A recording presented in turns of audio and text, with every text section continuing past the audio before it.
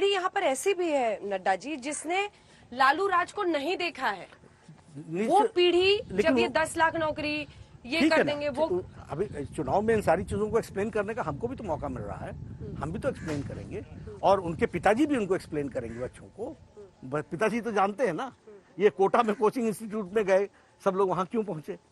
पहले यहाँ के कोचिंग इंस्टीट्यूट फ्लरिश करते थे, यहाँ के टीचर्स की कोचिंग इंस्टीट्यूट में महारत हासिल थी। मैंने आपसे कहा कि 15 IAS officers are from my batch, 15 IPS officers are from my batch, और हर बैच में ऐसे निकलते थे। तो ये पलायन हुआ और इस पलायन को लालू जी ने USP समझा। और मैं फिर बताता हूं, देखिए किसी भी पार्टी को सबसे पहले उसके चेहरे पर और उसके कार्य में रियलाइजेशन होना चाहिए। हमको मालूम होना चाहिए कि मेरी कमी क्या है, तब हम सुधार करेंगे। जब आप रियलाइजेशन ही नहीं कर रहे हैं तो आप सुधार की ओर कहां जाएंगे?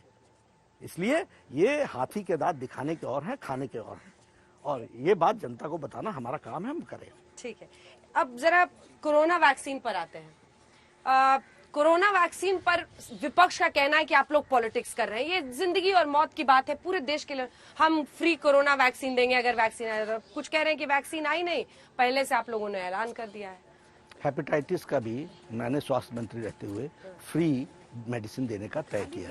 नहीं, सारे देश में। सुनिए ना, उसी तरीके से HIV का टेस्ट एंड ट्रीट कंप्लीटली, ये पूरा का पूरा फ्री हमने किया है।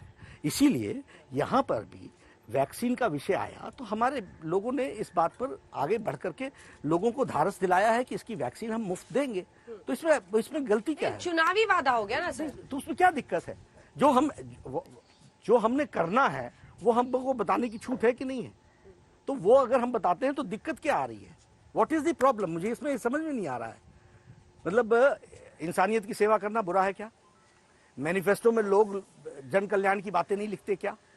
जन कल्याण करते हैं तो उसके बारे में चर्चा नहीं करते क्या? तो अगर भारतीय जनता पार्टी ने अपने जन कल्याण नीतियों में इस बात को जोड़ा है तो तकलीफ कहां हुई है? तकलीफ ये हुई है कि शायद आप इन सब चीजों के बारे में गहन अध्ययन नहीं करते हैं, आपको समाज की चिंता नहीं होती है, इसलिए आप ऐसी बातें लेकर के नहीं आ पाते हैं। हमारे को चिंता होती है समाज की, हमको आगे भविष्य देखना होता है, हमको समाज की चिंता होती है, इसलिए हम इस बात को लिखते हैं। पटना के आप हैं और पूरा हमने आपका स्कूल, कॉलेज, गंगा घाट, यहाँ पर आप बता रहे थे इस पुल पर, चूंकि आप स्विमर थे, कभी यहाँ पर पहल की थी क्या? मैंने कहा कि 6 times I have crossed Ganges. आपने इस पार से उस पार 6 तैर करके। अच्छा जी। लगभग कितना टाइम लग जाता होगा बताएं? 45 to 50 मिनट्स लगता था। अच्छा। पहली बार जब मैंने किया था तो मैं बहाव में बह गया था और वहां उस तरफ जाकर के लगा था। अच्छा। हवा ये नदी का जो बहाव है, स्ट्रीम दिखता नहीं है बट करंट बहुत है, तो ये इस तरीके से बह गया था।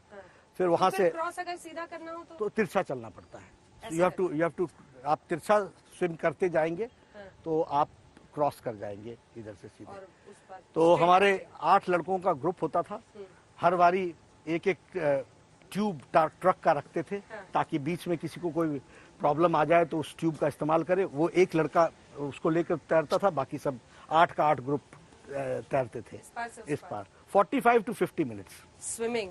और स्विमिंग का गंगा की लहरों पर क्या मजा? और इसमें एक बात और है कि जब आप बीच में पहुंचते हैं तो आपको लगता है कि आप बीच में पहुंच गए हैं।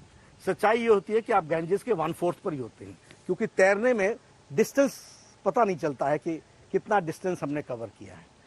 तो आप ये समझिए कि जब आप कंटिन्यूअसली करना, तो पहली बार में 45 मिनट्स हुआ था या पहली बार में 1 hour 45 मिनट्स, फिर बाद में 45 मिनट्स। वो हम चले गए ना, उसमें बह गए। और लिट्टी चोखा का मजा लिया कि नहीं कभी? बहुत। हर होली के समय हम हैं आप हिमाचल के। अब बताइए कि हिमाचल का खाना ज्यादा मजेदार आपको लगता है या ये मजेदार लगता है? मैं आपको धर्म संकट में डालना चाहती हूं। नहीं, दोनों ही बहुत अच्छे लगते हैं। हाँ, यहाँ की पूड़ी भाजी लिट्टी चोखा इसका अंदाज है, और हिमाचल प्रदेश की धुली दाल, हिमाचल प्रदेश की सेपू बड़ी, हिमाचल प्रदेश का फलदा, ये अपने आप में थोड़ा सा हिमाचल प्रदेश भी अंदर है और बिहार भी अंदर है, परवरिश यहाँ पर हुई है। तो धन्यवाद जी।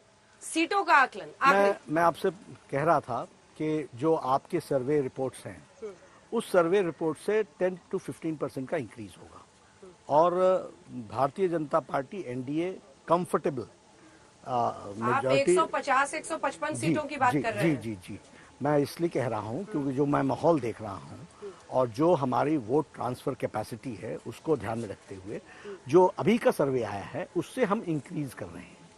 तो इसलिए चुनाव का सेकेंड फेज, थर्ड फेज और बढ़ता चला जाएगा और भारतीय जनता पार्टी 2/3 मेजॉरिटी से सरकार बना